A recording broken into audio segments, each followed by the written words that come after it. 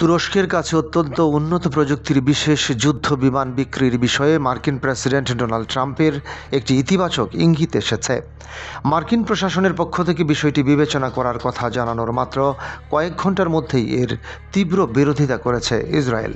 ইসরায়েলের প্রধানমন্ত্রী Benjamin Netanyahu আমেরিকার এই সম্ভাব্য পদক্ষেপের বিরুদ্ধে বুধবার আন্তর্জাতিক গণমাধ্যমে সরাসরি কথা বলেছেন।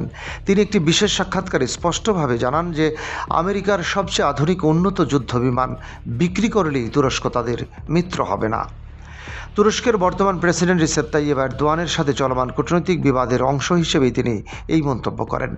তিনি আঙ্কারার বর্তমান শাসন ব্যবস্থাকে একটি বিশেষ মুসলিম ভ্রাতৃত্বের দ্বারা সংক্রমিত এবং মার্কিন যুক্তরাষ্ট্রের ঘোর বিরোধী হিসেবে বর্ণনা করেন। ইসরায়েলি প্রধানমন্ত্রী সাংবাদিকদের বলেন যে তুরস্কের বর্তমান শীর্ষ নেতা কোনোভাবেই আমেরিকার আদর্শ বন্ধু বা ভালো মিত্র নন।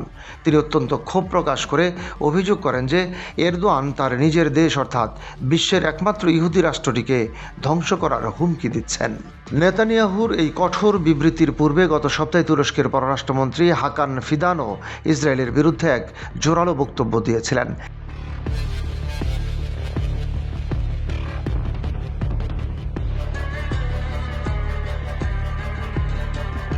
তুর্কি পররাষ্ট্রমন্ত্রী বলেছিলেন যে ইসরায়েল বর্তমান বিশ্বের সমগ্র মানবজাতির জন্য এমন এক বড় বোঝায় পরিণত হয়েছে যা আর বহন করা সম্ভব নয়।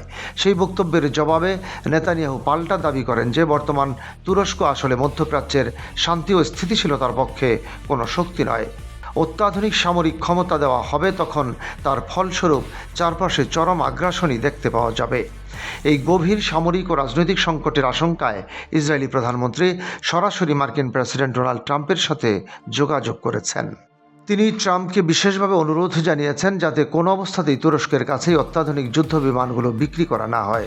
তিনি যুক্তি দেখান যে যদি আঙ্কারাকে যুদ্ধ বিমান দেওয়া হয় তবে সমগ্র মধ্যপ্রাচ্যের সামরিক ও কৌশলগত ক্ষমতার ভারসাম্য পুরোপুরি নষ্ট হয়ে যাবে।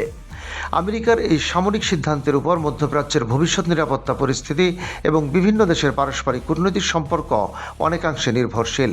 দুই দেশের এই প্রকাশ্য বিরোধ ও পাল্টাপাল্টি রাজনৈতিক বক্তব্য আন্তর্জাতিক কূটনীতিতে এবং ওয়াশিংটনের নীতি নির্ধারণে বড় প্রভাব ফেলতে পারে। পরিশেষে বলা যায় যে তুরস্কের সামরিক শক্তি বৃদ্ধি ঠেকাতে এবং নিজেদের নিরাপত্তা নিশ্চিত করতে ইসরায়েল এখন সর্বোচ্চ কূটনৈতিক প্রচেষ্টা চালাচ্ছে। ডেস্ক রিপোর্ট, বাংলাবাজার পত্রিকা।